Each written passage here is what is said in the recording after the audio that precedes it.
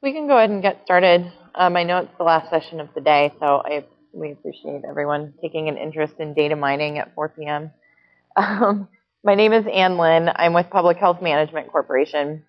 PHMC is a human services public health institute located in the Philadelphia region. We provide human and health services to about 125,000 clients in the region.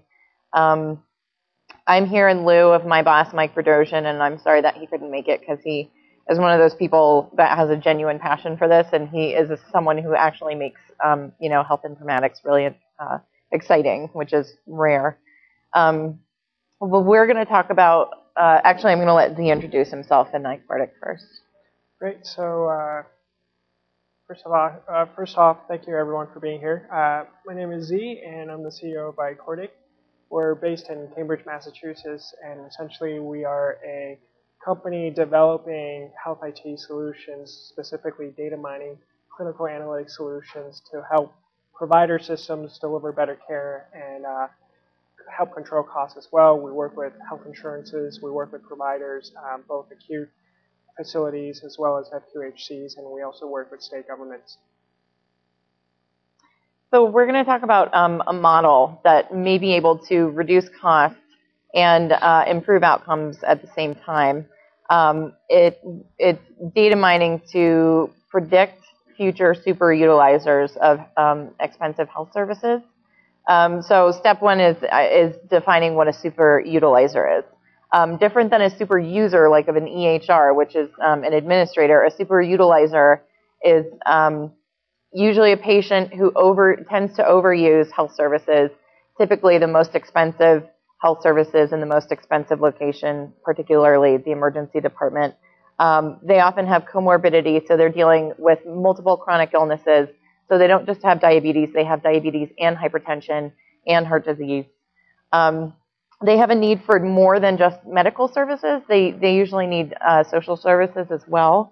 For example, a patient with diabetes might need a pair of eyeglasses because they can't read the small numbers on their glucose meter, which is causing them to mismanage their blood sugar, and they can't afford eyeglasses. And someone being around to know that they could use eyeglasses is evident of the lack of coordination that feeds into super utilizers. They could have a need for mental health and addiction services and nutrition services, since some of the most prevalent chronic diseases are often negatively impacted by poor diet. There's a disparity in the use. All clients are not the same, so the solution that we treat most patients with is not as effective for a super utilizer. The Robert Wood Johnson Foundation just released $2 million in grants to address super utilizers, and the lack of coordination that seems to, tends to cause them. So the way that super utilizers are being addressed right now is that we load the neediest clients with intensive resources, and we all know that this is an extremely expensive approach to healthcare. The 80-20 rule is certainly applicable here, except with super utilizers, it's closer to about 5% of the sickest patients that can cause upwards of 60% of the cost of healthcare services and spending. Some medical organizations have become so used to the churn and burn of the fee-for-service model when it comes to super utilizers that they don't know how to break the cycle because they're so used to that revenue. And moving to a pay-for-performance model can be difficult. So in talking about a new solution, the question is, can it be done differently? And the answer seems to be that it has to be done differently. With the sicker minority distorting the usage model, it's just not as sustainable, especially for community health centers. So there's a 4-part solution that we're proposing. Part 1 is data analysis and using data mining to look at profiles of people that we know are already super utilizers. If you work with a community health center, you know that you can ask your clinicians who the frequent flyers are, the people that they're seeing on a regular basis. And then look at, some of their demographics and their informatics to see if you can predict some of the future super utilizers that might in the future be overutilizing services. In this regard, health centers are a great catalog of patients with comorbidities, and we know that we can't do any of this without a bank of data. That means that a health center would have to have an active EHR, and they would have to be actively monitoring the data that goes into it as far as quality. The garbage in, garbage out motto here certainly would apply. Fortunately, programs like the Meaningful Use Incentive Program would be helpful here, particularly because they're ongoing. Stage 1 of meaningful use is coming to a close, but that doesn't mean that the quality program is over. We have stage 2 coming up. So we know that there is an emphasis on quality for our EHRs, which means that the data is relatively reliable and could help us identify super utilizers in the future. Do you want to talk about? Right. So really, part one is So part one, the entire intent of part one is take what clinicians already know about superutilizer behavior and what's contained within the existing data as recorded in electronic health record systems, and to extrapolate about key characteristics defining superutilizers, such that you might be able to predict future superutilizers before they are officially categorized as such. And that's what our team specialize in and focus on, most of our team constituted of engineers and mathematicians. And what we've discovered is the best way to identify superutilizer is actually through mining clinician notes. And the predictability from mining just what we call sentiment analysis, by mining what the physicians, what clinicians say about the patient behavior and the patient's mood, etc., are actually very predictive of their superutilizer status. And this is in contrast with the existing approach, and essentially how we embarked upon this was through a joint initiative with PHMC, but we got prompted by some of the larger health insurances in Greater Philadelphia that said, hey, these superutilizers are really a financial drain for everyone involved. And so is there a partnership, or is there an opportunity for us to, one, to proactively identify them, and then two, to do something about it? And this is our proposed model is in contrast to where a lot of the current efforts are very much retrospective. There are people already using ER rooms 40 to 50 times a year on average, and they get recorded. The health plans have their information, send it to PHMC, and then ask them to do something about it. The second part is using the a care management feature. We envision this probably to be as a nurse coordinator, an RN care coordinator with an appropriate caseload of this cohort of predicted future superutilizers would target extra preventative resources. And the idea is that the fixed cost of the nurse's salary could be sustained by the preventative resources. And this isn't to say that you would have to hire a new manager. This is just sort of redirecting resources that are already sustained within the clinic. And the important thing to keep in mind here is that medical services can't treat the origin of the problem, and then it's almost too late by the time that you're having to intervene medically. So this is a pre-intervention with preventative services that's all managed by a nurse coordinator within a clinic to the targeted population. And then part 3 is really extending the services outside of the walls of the clinic. So it says services in the home, but it really even goes beyond the home. So obviously one part of that would be home monitoring, health monitoring from home. This graphic right here is from a company called Manetta, and they actually would utilize your cable TV box for health monitoring. So it would be, pretty user-friendly and patient-friendly. And you can probably see there's a real connection for opportunity with public housing. if you have sort of a captive audience of these patients with the comorbid diseases all within, the same housing development, there's an opportunity to coordinate care for those patients. Health education services can also be implemented pretty easily in a public housing model. If there's a classroom, if there's a classroom space, a nurse coordinator would easily be able to provide targeted health education, and then connecting those residents to other health services like nutrition management, behavioral and mental health services, addiction services, that all conveniently can be administered within a community health center partnering with a public housing development. Right, and so from our perspective, it's also very important to actually extend this beyond the health clinics itself and into the home environment for several key reasons. One, it's really hard to get longitudinal, comprehensive data about a patient, even for health insurance. And unfortunately, if you don't have the complete data representation of a patient, it's really hard to identify what's missing or make predictive, proactive decisions. So that if you could really extend your services such that you're following the patient home and into their daily routine, daily activities, you can become more effective.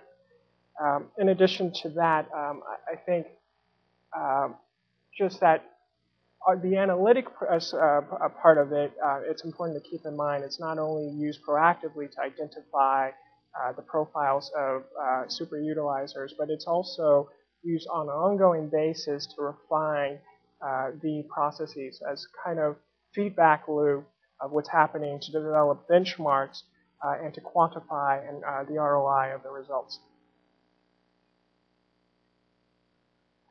And then the last part that's really critical is just data analysis.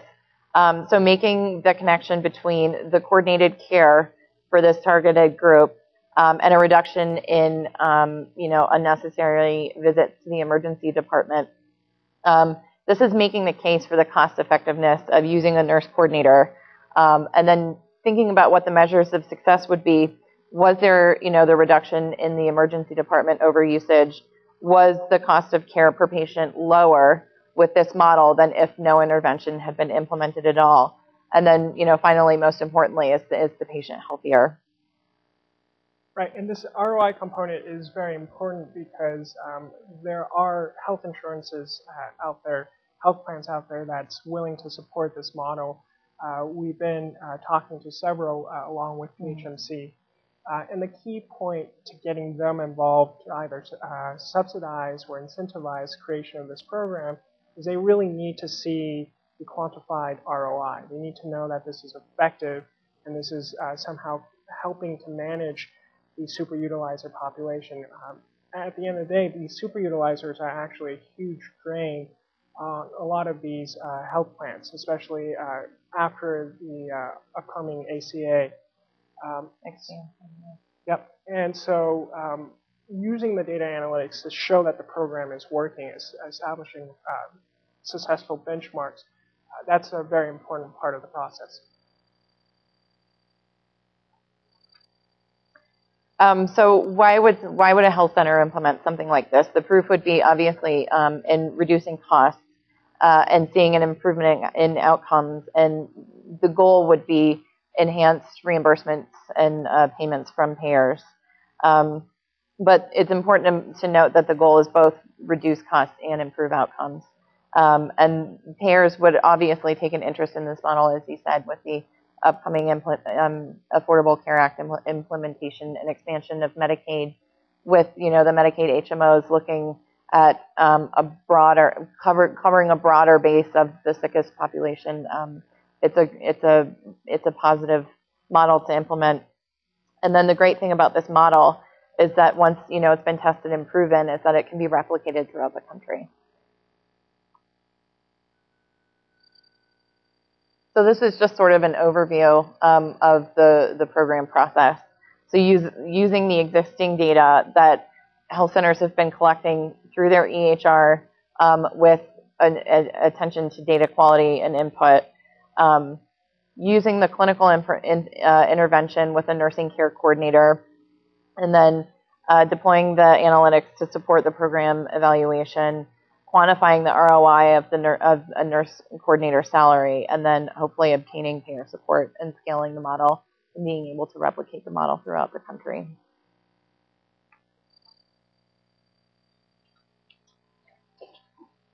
So yeah, my final graphic here is mostly just bringing it back to the quality loop. So the goal is always, from a clinical perspective, is better outcomes, healthier patients. You have to be able to sustain your clinic, number one, and you have to be able to lower your costs to sustain your clinic, and hopefully that would come with enhanced payment. Right, and the corresponding HIT component, health IT component, is really utilizing these clinical systems that a lot of clinics are already implementing, and truly to truly use them in a meaningful way, such that you're improving quality and reducing the cost of care for a broad number of players involved. And also, you're really using the HIT environment to provide feedback on what's happening in the community, who are your most troublesome population, and what are the most effective way to intervene with them. So really, it's a focus on sustainability. So,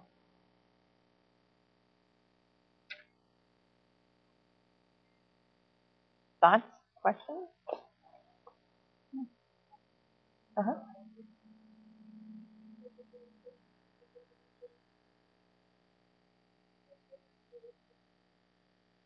We're hoping to work with, yeah.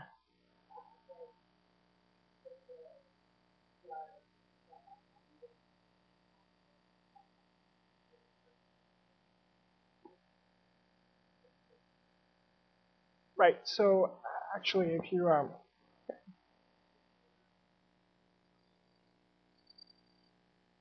go back to the first slide, this is what we're doing specifically with PHMC. And of course, it makes a lot of sense to reach out to the community, both to the acute care facilities and to the health plan, so that you get the comprehensive picture of what's happening to your patient. But that's not realistic start and go. And the goal is to validate the model enough such that you can start building support within the community. So you can start getting the hospitals to share your ER, because they're also under a lot of financial pressure from various reforms and also from CMS to reduce ER super-utilization. And they're acute care facilities. Their entire model is to treat the acute episode and more or less forget about the patient. They're not very good at doing that.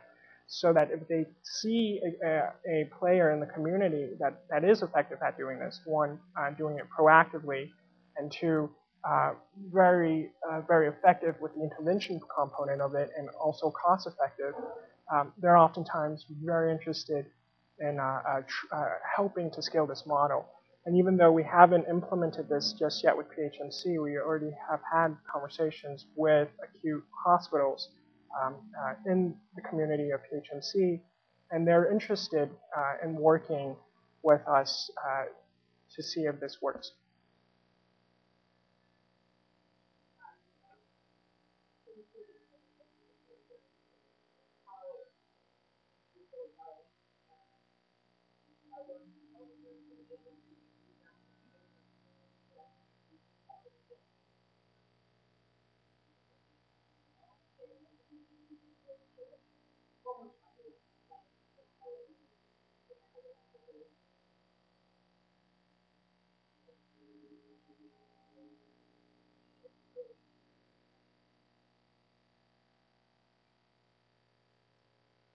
So your question is, how would people without insurance coverage be included?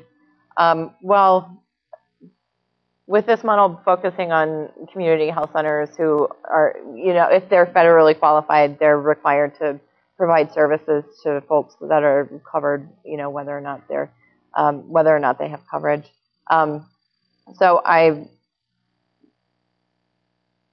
don't know if it would mean that they would just fall outside the cohort or not. Right, and I think that's also very important. That's where when you start expanding it within the community, that's very important because a lot of, even if they're homeless, a lot of these patients end up in hospitals that essentially have to write off these care as charity care. So that's where, again, each of these steps is kind of incremental. You're trying to build support with the health insurance companies. You're trying to build support with the local hospitals. And it's very important to have the analytic component to prove to them that this is an effective model. Again, referring back to the PHMC component, there is a major health system that takes a lot of PHMC's patient, and a huge problem of theirs is, they're essentially writing off a lot of charity care. So they're very interested in this model with the belief that if PHMC is successful and iQuartic is successful in this, it will help reduce their financial burden.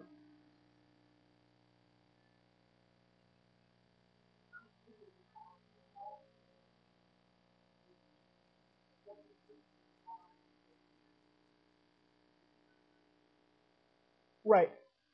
So, well, the immediate cost would be, the salary of a care coordinator if you choose to use a nurse, and then subsequent costs of, iQuartic services for data analytics.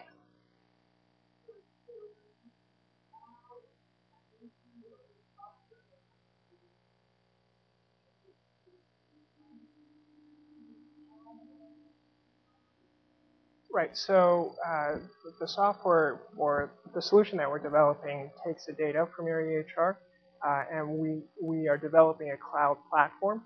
So the process on our end is on the cloud. For the healthcare organization involved, it's essentially our solution is designed to minimize the technical burden on the healthcare organization. There needs to be minimal infrastructure in place, an effective EHR system such that the data is digitized. However, we recognize that with a lot of these clinics, the infrastructure is not extremely robust, and even the data in there is sometimes data hygiene is a problem. So we're writing the algorithm and the models to be able to handle that.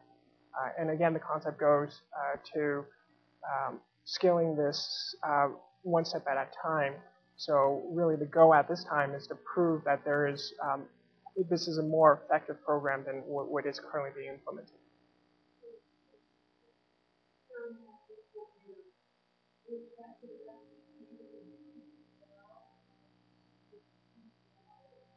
So specifically, I can say what's happening with PHMC. We actually pull the data from PHMC. So we develop a pipeline into PHMC's database, and it's a fully automated system. So we get a data refresh right now it's set up once every week. And so basically, there wasn't much HIT engineering on PHMC's end.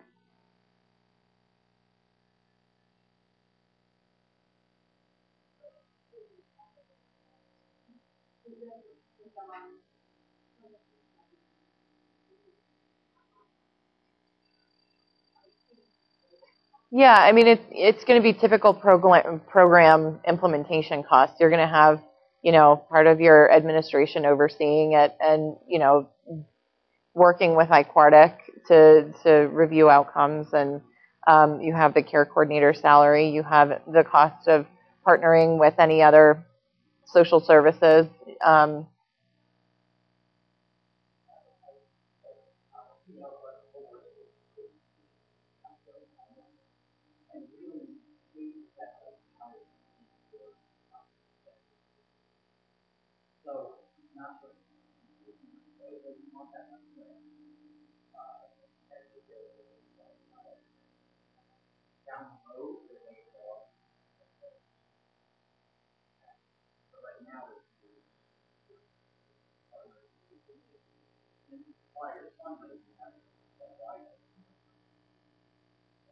Right, and one of the ideas is that there is motivation for a payer to invest in this. So really, ideally, a payer would be covering the cost for this.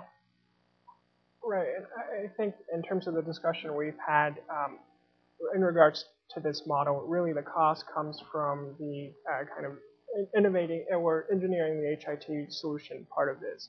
And for the clinical intervention part of it, essentially the model is more effectively using the clinician resources the clinics have by being able to identify the patients that clinicians need to proactively spend time with. And again, like both Anne and Alex mentioned, at this time we're running this on a pilot basis, and it really is to get this off the ground such that the payers and even the hospital systems will start supporting this. And they've already given, they've already heard this proposal, and they like to see if it works.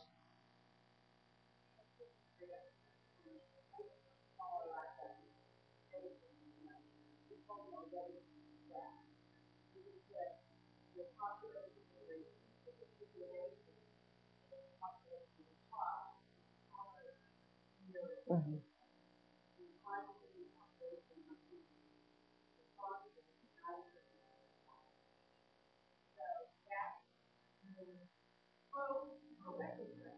Right.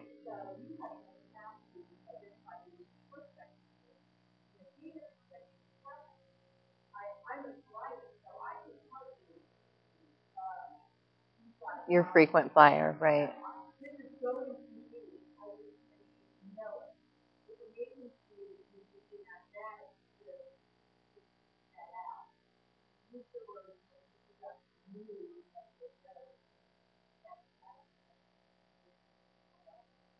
Right.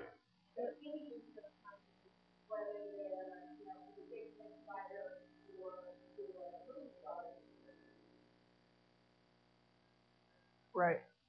And exactly your point. And so that's why we're so excited to work with PHMC, because from an analytics perspective, really the clinicians already have a lot of the insights. It's really just to translate that into more quantified mathematics such that you can start going to health insurances, you can start going to neighboring hospitals and say this, hey, it's not simply what we believe, there's evidence for this.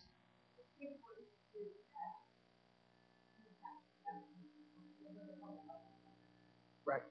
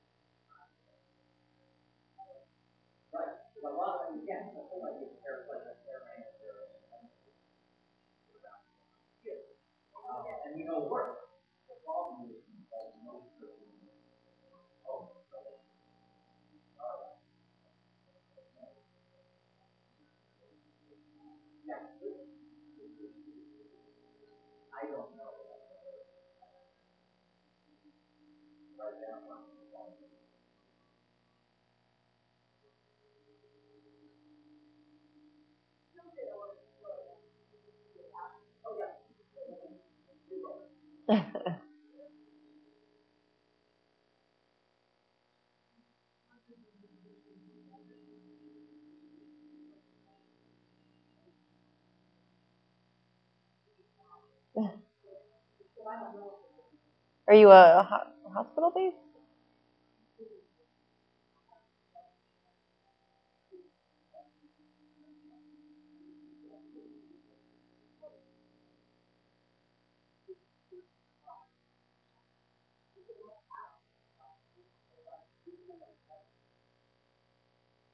And it sort of goes back to that quality loop.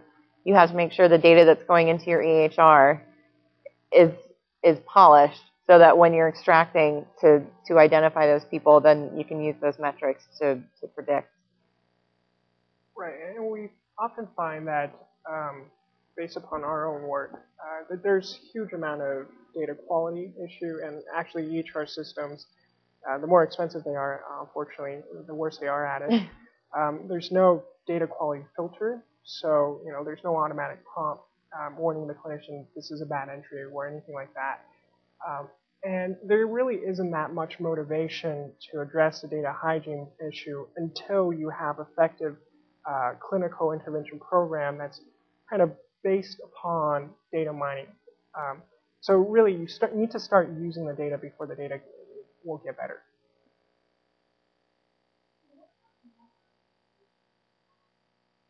So metric in terms of...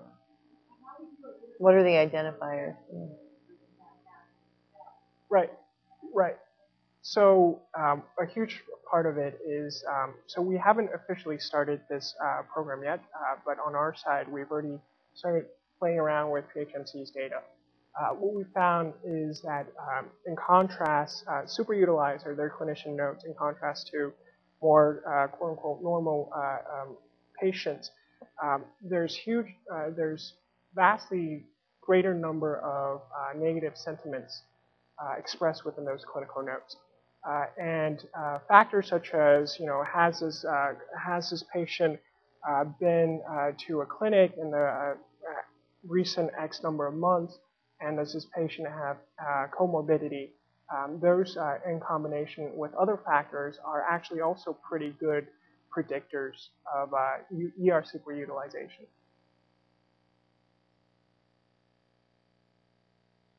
We were actually quite surprised about the sentimentality analysis, but when we start looking at that, it was a significant contrast, and we believe that scaling this forward, simply using that sentimentality analysis, would be fairly effective.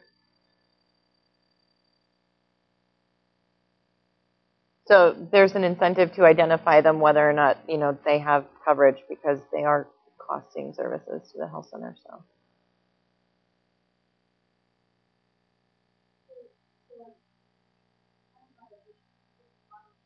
Mm-hmm.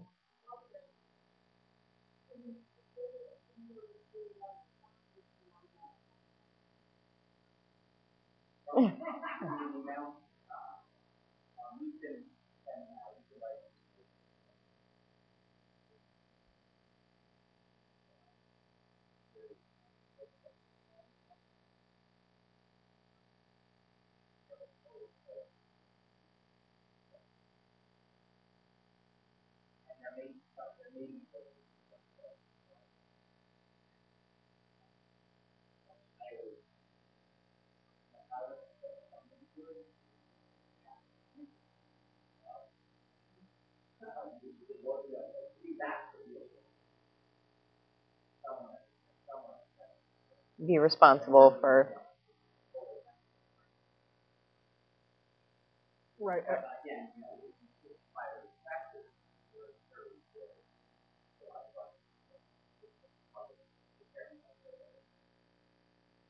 Right. I think if an FQHC or a clinic is interested in participating in this pilot, we definitely would be pretty eager to talk to you guys.